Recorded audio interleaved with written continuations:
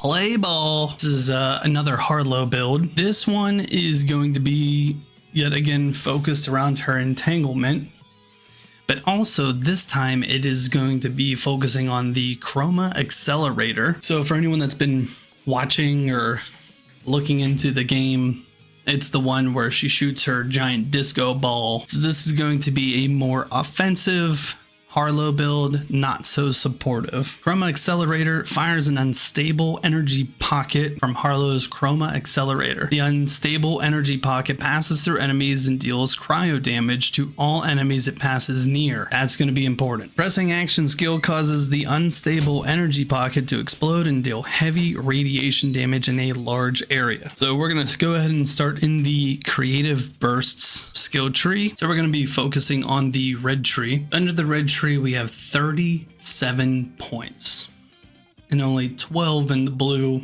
We're not doing anything with green tree this time. First up, we have field ready prototype. We're putting 5 points in. Harlowe gains increased action skill damage. This build is based all around her action skill, the disco ball of doom. We wanted to do as much damage as humanly possible, so we don't really have to worry too much about finding the perfect weapon. We already have that in our action skill. Next, we're going to go ahead and put 5 points into elementary. Harlowe gains increased elemental damage and status effect damage. We'll be boosting the elemental damage by 8% and the status effect damage by 8%. That's 8% per point. Next, we have 5 points going into test subjects. Whenever Harlowe applies a status effect to an enemy, she gains increased action skill cooldown rate. That's 7% per point at 5 points and 8 seconds per point. And that's what we want. We want to do it as frequently as possible. And it's whenever a status effect is applied. The Chroma Accelerator fires the unstable energy pocket and it deals cryo and radiation. Two different statuses. Elemental status, we're going to be damaging through elements. We're going to be damaging just from raw skill damage. And we're also going to be gaining more cooldown based on the status effect. Over here, we put 5 points into mechanical brilliance. Whenever Harlowe damages an enemy with a skill, she gains increased skill damage. This affects stacks. We'll come back to this. Putting 5 points into that allows us to come down to Eureka. Whenever Harlowe enters Fight for your life, she throws a free unstable energy pocket at a nearby enemy, if there are any. So this is basically, you may have just used it or it's on cooldown. You get hit, you go down, boom, free, and it's your best thing. It's your best action skill. It's your primary move. And the game's just like, here's a freebie. But that's as far as we go on that side, because we want to focus on this left-hand side where we put 5 points into practical applications.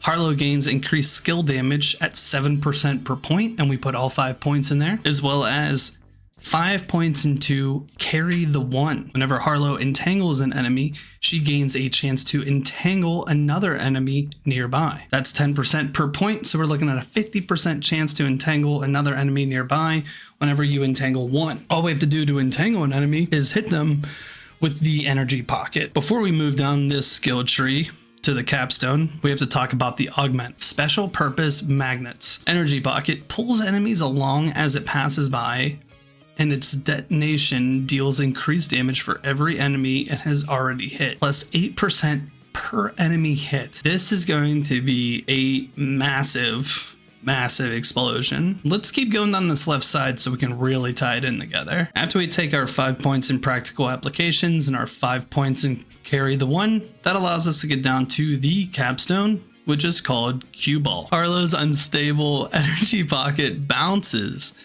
as it travels and can no longer be manually detonated. Each time it bounces, it creates a radiation explosion. Whenever it strikes an enemy, it changes directions and bounces towards another enemy. Maximum bounces is 10. Theoretically, it could bounce up to 10 enemies. As it's bouncing from enemy to enemy for about 10 enemies, for each one it passes by, because it just says here, the unstable energy pocket passes through enemies and deals cryo to all enemies it passes near. Doesn't say it has to actually hit them directly. It just has to pass it by them. So if we're bouncing from enemy to enemy, and you know it's only going from one and then going off to the next, there might be some other enemies nearby. There might be some enemies near the one that it's heading towards. So if it already has another enemy in mind, it's going to be passing a few. So we're going to be getting more along the way, which then further increases this, pulls enemies along as it passes by. So as I said, it's passing by, even if they're just nearby, maybe not near enough to actually be affected by the chroma. Now they're being pulled in. So they're for sure going to be getting hit by this. And for each person that it damages, for each enemy that it has hit, it is adding 8% per enemy hit.